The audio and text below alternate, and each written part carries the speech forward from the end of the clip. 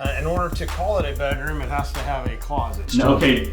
Still a bedroom. Does that count? Oh yeah. If they make an attempt. Oh. All right, I want to get that.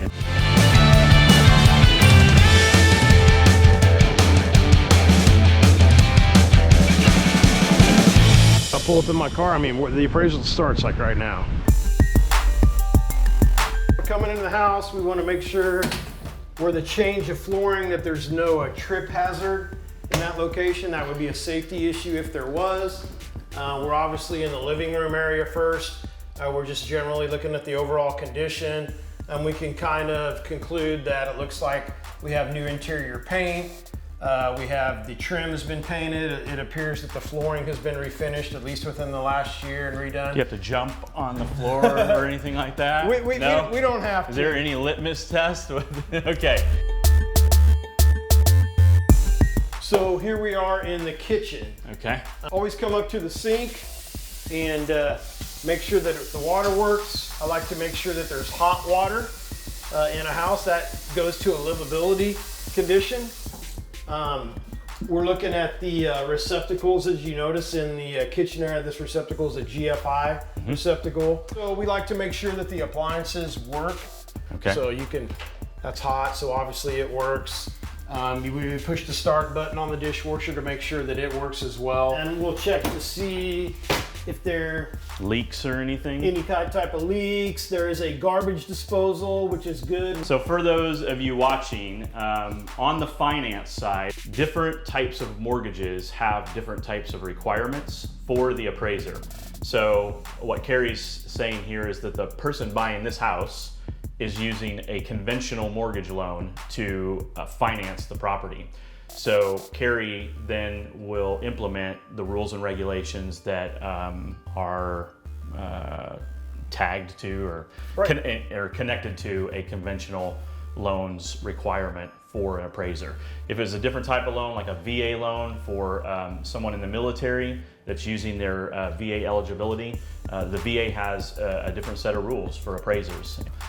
So should we go to the garage? Sure.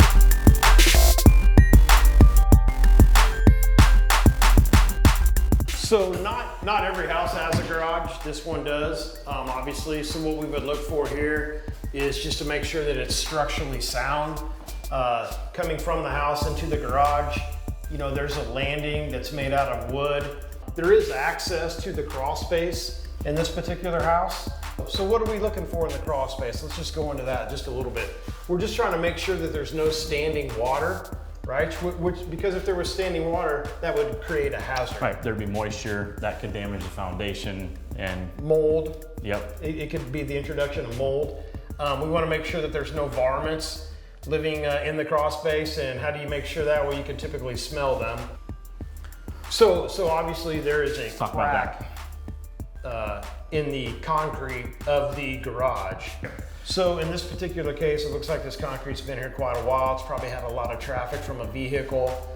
This isn't really a safety hazard, so it's not something we would note on the in the report. Yep. So again, and one thing I've had from home buyers before is the home buyer will get into the house and they'll have their own preferences on things, their own expectations, their own personal standards even, and could easily come in here and say, why is that crack there? I don't like it. I'm buying a brand new home. I don't think I should have a crack in my concrete. Why didn't the appraiser or the home inspector call this out?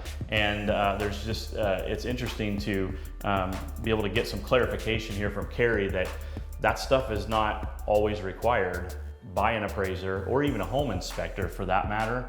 And a lot of the things that we home buyers have as a preferential item just are not issues of safety or livability or value. Yeah, so we're looking in the mechanical room here. So this, the furnace looks older, but there's no safety issues there. Here's a bathroom. Got a bathroom. It's very nice. So we will check the water to make sure that we have water, not just water, but that we have good water pressure as well. We also want to make sure that the toilet flush so that it's operable. So that if somebody needs to use the facility, that top of That's the livability. That's the livability. Livability category, guys. Does the water work on the tub shower? Yes, it does. Not only that, but does it drain properly? So here we are in a bedroom. With the bedroom, we're just looking at, you know, the livability. In order to call it a bedroom, it has to have a closet. So the question I always get, well, what if it doesn't have a closet? Right. So we would either call it like an office, a den, or we might call it a non-conforming bedroom. So what that would mean is, in the marketplace, this room would still be used as a bedroom, or said room would still be used as a bedroom. People would sleep in there and whatnot, but it's not conforming because it doesn't have a closet. Awesome. Sounds good. Well, this is a bedroom, guys. It is above the dirt, and there's a closet with some pretty nice curtains here. Nice curtains. These, yeah, it's very well kept. Yeah, I don't know what they did here. 1, 2. Oh. Still- No, okay. Still a bedroom. Does that count? Oh yeah. If they make an attempt. Oh, all right, I want to get that. So here we are in another bedroom of this house, and I had a very interesting question to ask Carrie here, but Carrie, is this considered a closet? Because remember, you have to have a bedroom. You said the bedroom has to have a closet for it to be counted as a bedroom on the report. So how does this So the standards don't necessarily define exactly how the closet is to be constructed. So it's open to interpretation. It's open to interpretation. So the interpretation would be this functions as a closet. You know, it's in the corner of a bedroom. It's got a place to hang clothes. It's got shelving on it, which you could put shoes and clothing on as well. And it doesn't detract from the rest of the bedroom with respect to, could somebody live in here? Could they sleep in here and whatnot? So you just really have some broad definitional categories. Yeah. And then there's room for Interpretation. interpretation there. All right, got the curtains on there and everything. All right, fun stuff. All right, here we are in the backyard. We do have a portable grill. It will add no value to this house. What if it was a big fancy $5,000 grill with granite countertops and a TV? That's actually a good question. So if it's something that is attached to the house, like you couldn't take it with you, right? Then it would provide value to the home. Then we would count that as value within the appraisal. But something that you could take with you, we consider personal property, like a hot tub that's portable, or even an above ground pool. So we wouldn't give value to that. Does a garden, looks like they had a garden here maybe. Does a garden add value to a home, Carrie? I guess it depends on what's growing in it, right? If they're growing cannabis, they might have a business. Do you factor businesses that operate in homes into the value? Oh boy, that's a dumb question. He can't do it at all. Yeah, we're good. If this house had a brand new irrigation system in it, and they put sod, brand new, fresh, beautiful, like golf course green sod in this yard, would that change the value of this house? So it would change the value of the house, but the question would be how much? Yeah, would it be $1? So if the homeowner spent $10,000 putting sod and an irrigation system in this house, would they necessarily get their $10,000 back dollar for dollar plus some? No, not in this neighborhood. And so why is that? Because that's a big question I get a lot. Yeah, so it's the value of the home and the value of the neighborhood. So if every neighbor had a sprinkler system and sod, and you're conforming to the neighborhood. Okay, if everybody had one and you didn't, it would devalue your home. Devalue it. If you're the only yard that had one, let's just say generally speaking, then it's not normal or prevalent to have one, therefore it doesn't add a lot of value.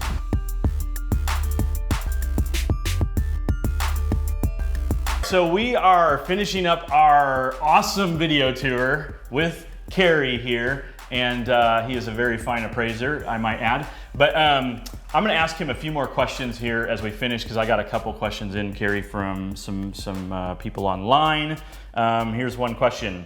On an appraisal, does a third bedroom add value if it's the same as a 2-bedroom in square foot? So generally speaking, it would add value. And how it adds value is it's based upon how the market reacts. So without knowing exactly where the particular house is, I would say in most markets, if a buyer was coming up to decide which houses they were gonna buy, do you want a 2-bedroom at 1,000 square foot or a 3-bedroom, they're gonna put more value into that house because it's got that 3rd bedroom, even though the square footage is the same. So here's a question then to spin off of that one. Okay. How do you follow the market when the market's trending up and housing prices are just going up and up and up, and one day this house is worth A, and 30 days later, 60 days later, in a trending market, upward trending market, it's worth more? How does that work? So that's a good question, Chris. We see a lot of the market trends in the MLS, right, which we have access to. There's other publications that we can get sales in as well. They're not as easy to obtain. One is county records. They're a little bit harder to abstract that information. But with respect to like cash sales, if there was a cash sale, if there wasn't a realtor involved, it typically doesn't get put in the MLS. Sometimes it can. Is there a certain window of time that an appraiser looks at predominantly to track everything going into the report you're gonna type up? Yeah, so generally speaking, we want to look at what's happened in the last 90 days. One last question we're gonna ask Harry, and then we're gonna let him go about his day, because he's probably got, I don't know how many more homes to hit today. So, so what happens when you have a home under contract, let's say for $100,000, and right down the street, another home in the same neighborhood just went under contract, fairly similar to that one, for $120,000. There's a $20,000 difference there, but that home down the street is only under contract. What do you do? Right, so this comes into the appraisal report itself. So the appraisal report, we have requirements that we have to use comparable sales that have actually sold in the marketplace. So that listing down the street, that's a pending listing that hasn't sold yet, we can put it in the report to strengthen our report with respect to supporting the value, but we can't give it the full amount of value because it actually hasn't sold yet. Hopefully, guys, that helps bring a ton of clarification to you on the process of what home appraisers do out here every day in every market across our country. And I just want to thank Carrie big time. I'm going to owe him something, I don't know what, but lunch, dinner, or something along those lines. But thank you for taking the time and letting me do something unconventional as a mortgage banker, right? Right. So, but hopefully it brings you guys a lot of clarification on the process of getting an appraisal done, because that's what's happening. This is what's happening behind the scenes when I'm working on all of your loan paperwork.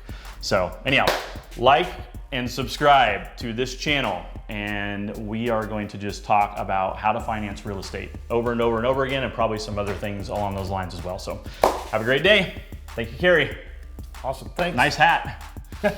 We got the Hat Brothers here, so. All right, cool. Thank you, man.